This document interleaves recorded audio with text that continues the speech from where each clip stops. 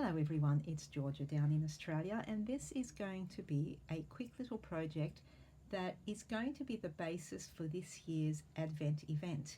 Now in the past, for quite a few years anyway, used to do art journals through Advent, so I was arting an art journal page every day through Advent, and that was great, but it kind of got to the point of, okay, well I've done this 2, 3, 4 times, let's do something a bit different.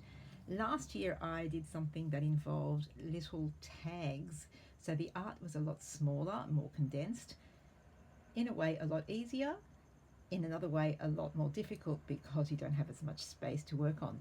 But this year I'm doing another small art type of project because it is, especially when you're a little bit rushed for time or you don't have so much time every day to be creating some art, or you've just you're in burnout mode. I've arted Advent so many times, what can I do this time around? So I thought I would do something kind of slightly different. We're going to make a little flip calendar, and it's going to be something along the lines of what we did for the Creative Lent project this year, which was a flip tag thing with a piece of art every day. There was a haiku involved with this project, but we're not going to be doing that. So that kind of a system, but it's going to be a little bit easier to hold up as an actual flip calendar as opposed to a tag album, which was the Lent thing.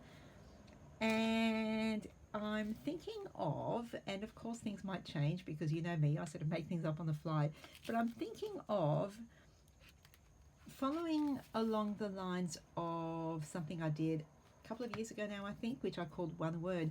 That was basically arting scriptures but focusing on one particular word in each of the scripture readings. So it's like read and pray the scripture, and whatever word stands out to you, you art that word. So that was kind of an interesting little exercise, and I thought it might be really interesting to do that with the Advent event. So that's my thought for the art. Now, down to business. You will need 2 pieces of chipboard or very thick cardboard. Now cut to whatever size you want. I've cut mine at 4 by 4 inches because that keeps it nice and small. I'm focusing on small art this year. So I always say it's not about the art, definitely not about the art. So small art is really good.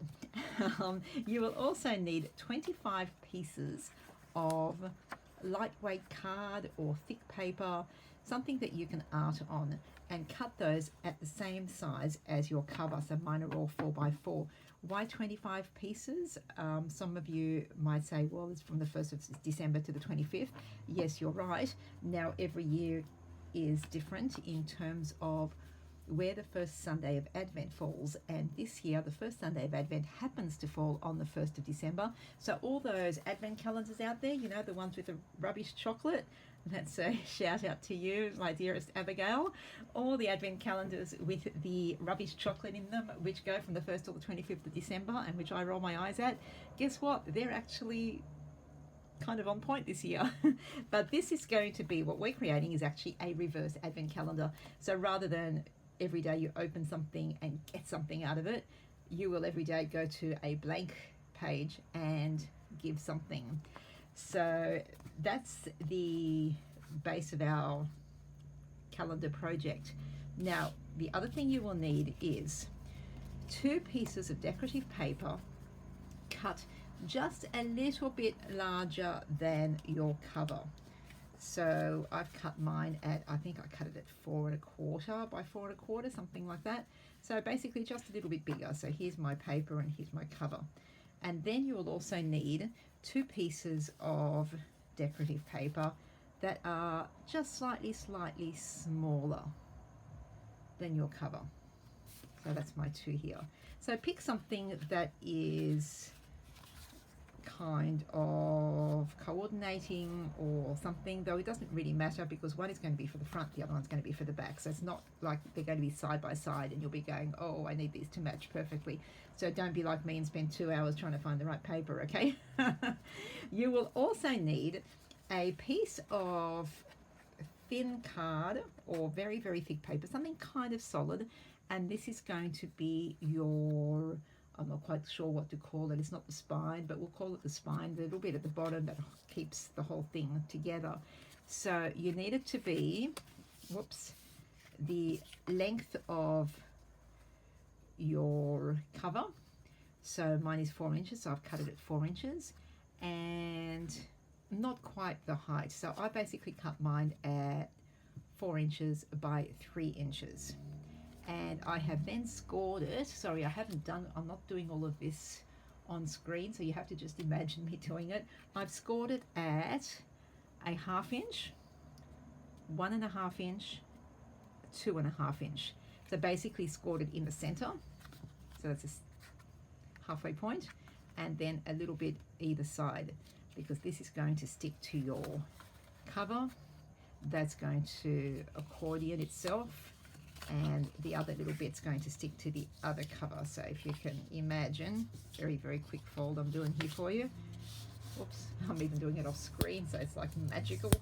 So if you can imagine, it's going to be something like this that is going to hold your covers either side. So we'll get to that, but first of all, for each of your covers, get your paper that you want to be the outside cover. Make sure that you put the side that you want face down. And I do speak from experience. I have many times in the past gone, oh yeah, that's what I want. Put glue on this, pop it down. Uh-oh, issue. So pop the side you want face down. Get some glue onto your chipboard or cardboard, whatever you're using as your cover. And kind of, see, I'm just eyeballing this. Some of you might want to measure it, make it perfect, but it really does not matter because you're not going to see the bits that are folded over. So stick that down. While that's drying, I'm going to do the other one.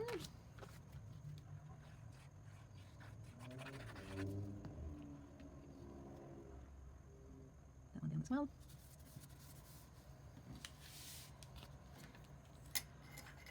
Then snip off your corners very, very close to the edge there.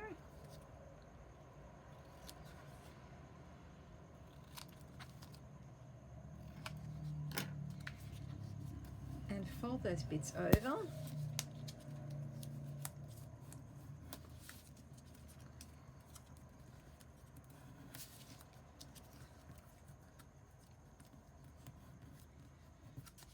And glue them down.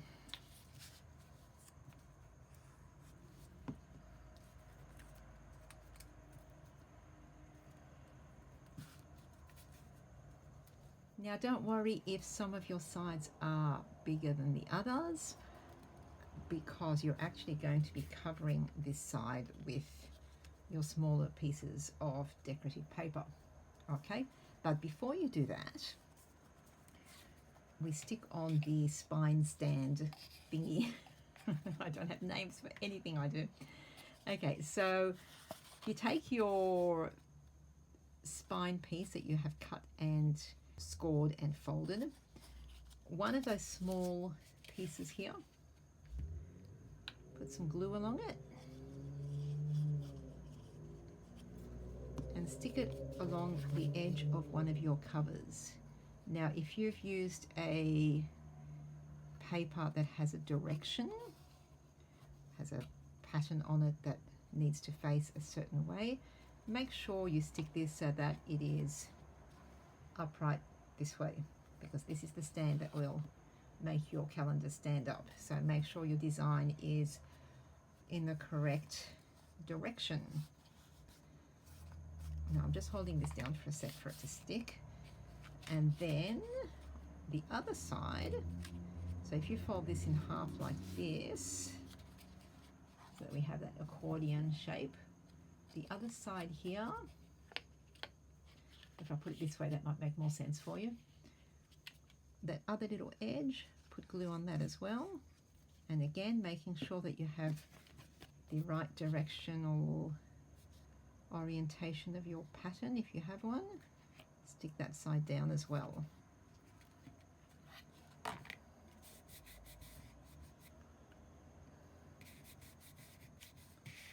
So you end up with this kind of thing happening. I'm really sorry about the bad lighting in here. It's night time and I've got really bad lights. I'm going to have to work on getting something stronger in here that shows what I'm doing a little bit better. Okay, so now cover these bits with your smaller pieces of paper. Not that no, these don't really matter so much because most of the time your calendar is going to be like this and the page is going to be flipping. So this is like the inside, but just to make it pretty, have something nice to cover that chipboard. And again, be aware of the direction of the pattern if it does have one.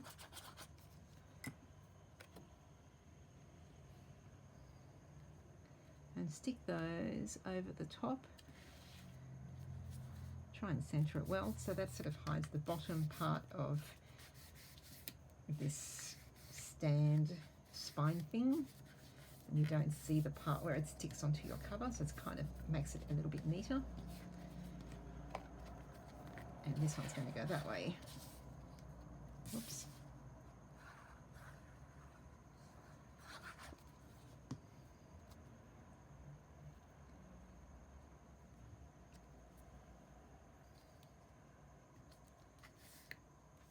There we go.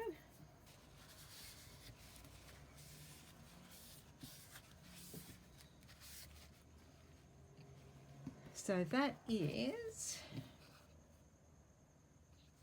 my cover. So I now want to punch some holes along the top. I'm just going to grab a ruler and half eyeball it and half measure where I want my holes to go through. I'm going to put all these pages together using some big jump rings. So I'm kind of thinking up here, need something to write with, and maybe like 2.5 centimeters in here, 2.5 centimeters there, and that might be where I punch my holes, I think. So I'm using my Crop-A-Dile, which makes life a whole lot easier.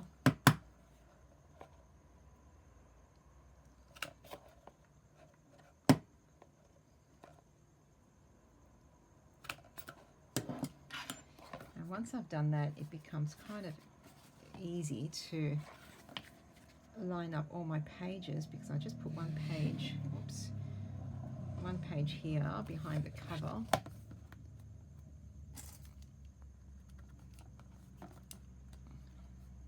Draw my little circle through it, and then I can grab a few pages at once and punch those holes.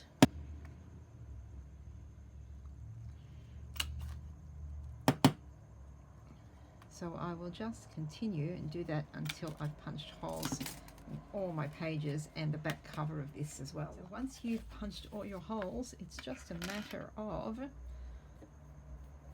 threading through these rings. I wonder if I can do all the pages at once.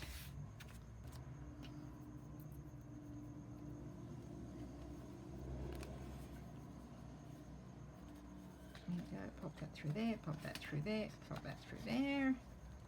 Close that one. And then the other side. Okay, so I have this little calendar thingy, and sort of thinking, oh, that's going to be the end now. So you could actually do, if you wanted to, you could have an extra, cut an extra page or an extra piece of decorative paper to have as your first page before you start flipping through them. So it's completely up to you, or else you could just do this and use that as your front page. And then you have your 25 blank canvases, so that every day through Advent you can take one of these off, create your piece of art, do something on the back. I'm thinking I'm going to write out the full scripture on the back. That's my plan so far, but who knows, that might change.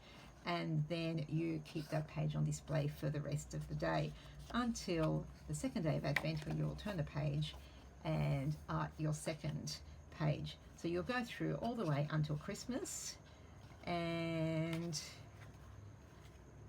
then you'll have a completed calendar, which you can actually take out again year after year and use as your Advent countdown in years to come.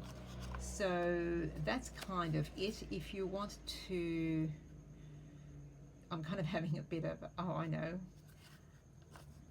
I'm kind of having a bit of a laugh because this was going to be my inside. Yes, I think, you know what, I've changed my mind. I'm going to pop this open, and I'm going to, when I've put it that way, so start over and fold it this way, this away.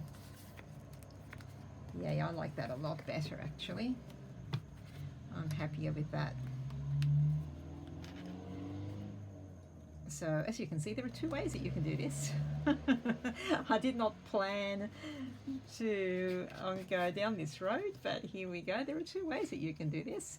You could have your little feature squares as your kind of visible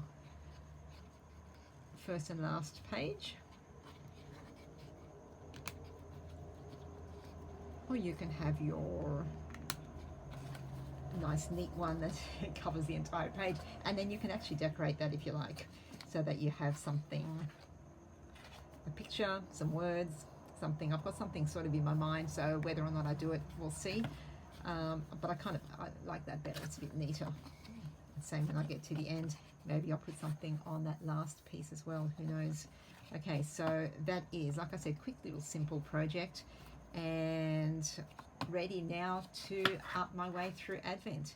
So thank you very much for joining me. If you are creating one of these, whether it be for an Advent calendar or anything else, I'd love to have a look. Please tag me. All my social places are down below in the description, and I will see you 1st of December, and the 2nd, and the 3rd, and the 4th, and all the way through Advent. Okay, thank you again for joining me, and I'll catch you in the next one. Bye.